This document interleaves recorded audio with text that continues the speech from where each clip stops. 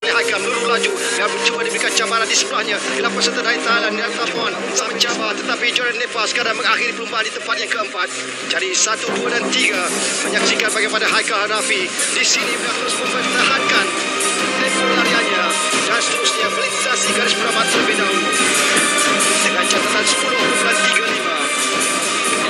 Berjaya dipertahankan tempat calon lelaki menerusi Muhammad Haikal Hanafi catatan 10.35. Jadi syabas dan tahniah untuk Haikal dan juga skuad olahraga negara yang berjaya menyumbangkan emas yang paling berharga menerusi acara.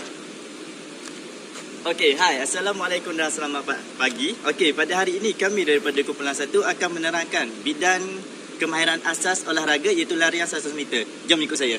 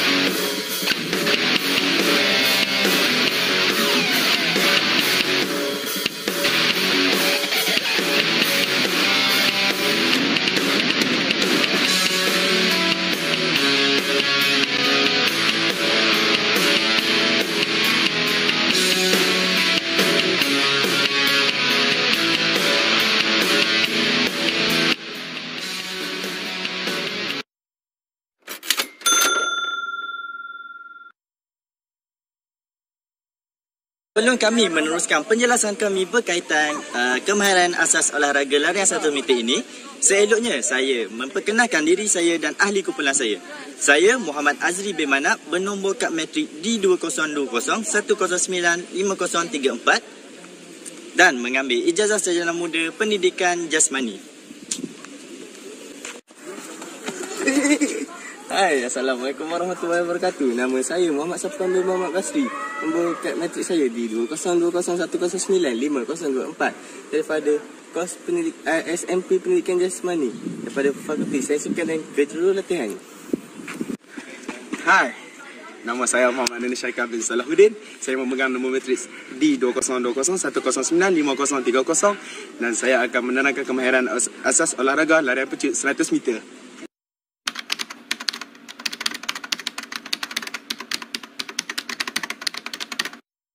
Melalui video yang telah kami sediakan ini, para pelajar akan dapat mengetahui kemahiran olahraga asas dengan kaedah yang betul.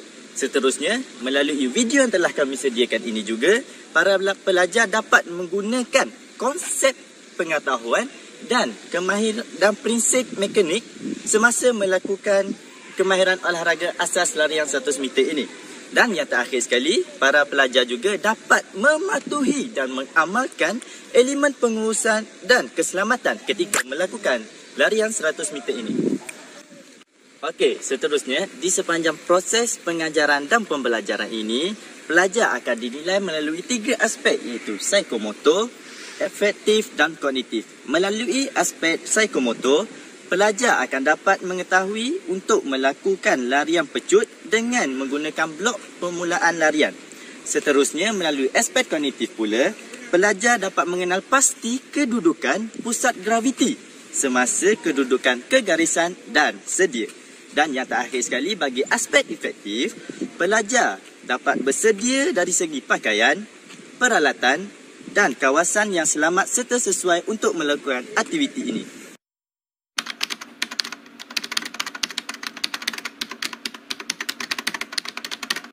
Okey, bagi peralatan untuk olahraga larian 100 meter ini, para pelajar haruslah mempunyai peralatan yang sesuai untuk melakukan aktiviti ini. Antara peralatan yang sesuai adalah kasut, blok permulaan, pakaian sukan yang sesuai untuk larian, serta peralatan-peralatan sampingan seperti air, botol minuman dan alatan-alatan kecemasan.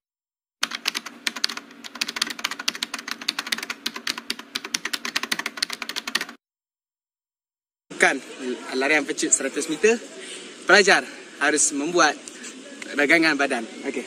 Mari kita ragangan badan pertama. Okey, kaki kanan dilunjukkan ke hadapan.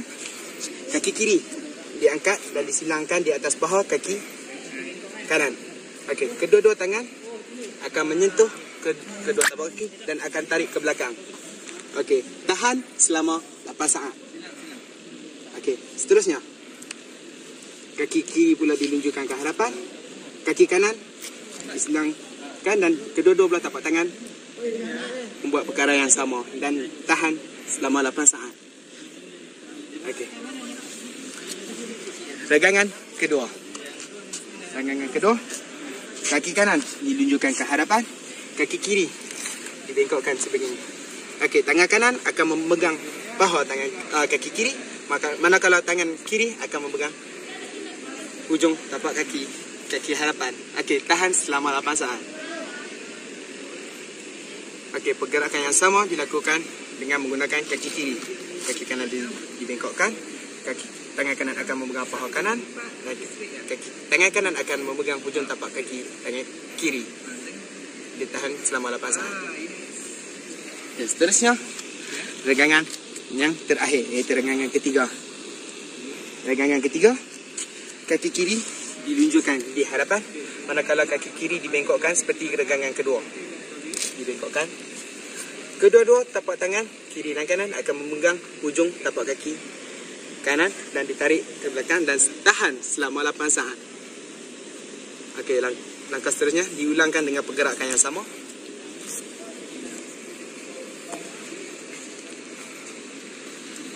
Okey, sekian itu saja ragangan sebelum memulakan larian 100 meter.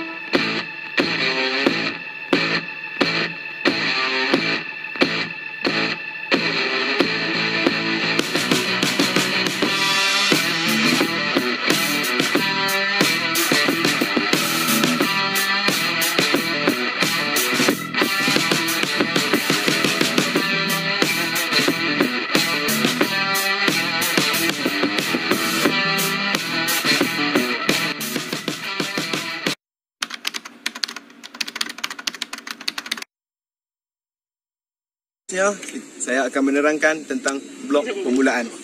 Okey. Jarak antara blok permulaan dengan garisan adalah 1 tapak kaki. Ini. Dan jarak antara kedudukan tapak kaki depan dan belakang adalah 1/2 tapak kaki.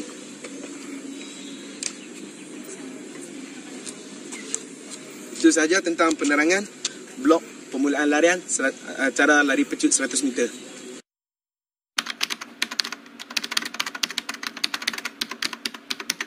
Sekarang saya akan menerangkan kedudukan para atlet dalam kedudukan kegarisan, sedia dan fasa berlepas. Okey, kedudukan kegarisan. Okey, kedudukan kegarisan. kedudukan atlet adalah dalam keadaan tenang dan kaki yang dominan berada di bahagian belakang, manakala kaki yang bukan dominan berada di depan.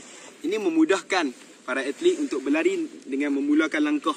Kerana kaki yang dominan akan membantu atlet untuk melajukan atau memecut pelari tersebut. Okey, seterusnya. Kedudukan tangan pula adalah kedudukan yang sebegini. Tangan dibuka macam huruf V.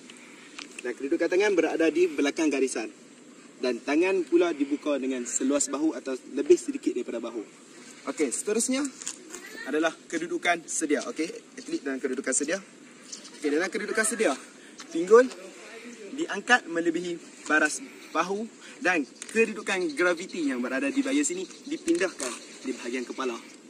Okey, pada kedudukan ini, atlet berada dalam keadaan tenang dan memberikan fokus 100% untuk memulakan acara larian.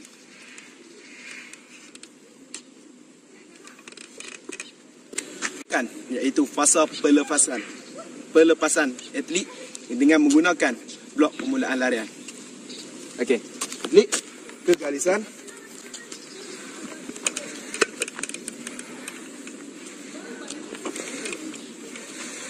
Sedia. Mula. Pada fasa pelepasan ini, apabila pelari mendengar bunyi whistle atau tembakan dilepaskan, pelari akan memulakan larian atau pecutan. Pada kedudukan ini, tangan pelari dihayungkan seluasnya mungkin ke belakang dan ke hadapan, manakala kaki yang dominannya terletak di kedudukan belakang akan melangkah terlebih dahulu. Hal ini dengan kaki yang dominan melangkah terlebih dahulu dapat membantu pelari membuat pecutan.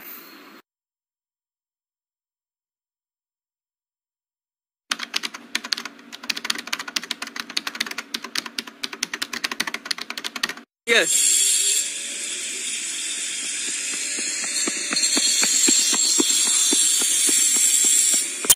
Selepas bunyi tembakan pistol, pergerakan ke hadapan dimulakan dengan hayunan pergerakan yang kuat bahagian tangan dan kaki. Tangan yang bertentangan dengan kaki belakang memulakan pergerakan hayunan ke hadapan. Tangan lain digerakkan ke belakang dengan kuat. Tangan dibengkokkan pada sudut 90 darjah.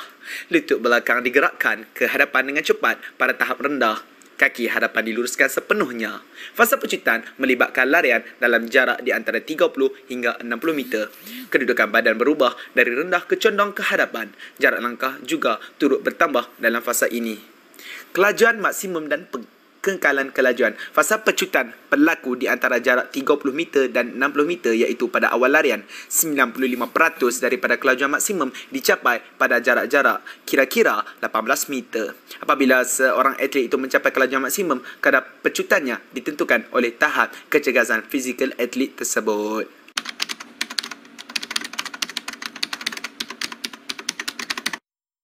Pada fasa penamat, pelari berlari dengan 10 meter lebih dari jarak lariannya.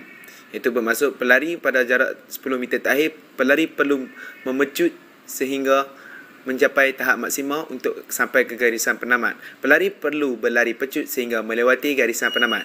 Cara yang paling baik dalam menamatkan larian 100 meter ini ialah menunjukkan bahagian dada ke hadapan apabila melintasi garisan penamat.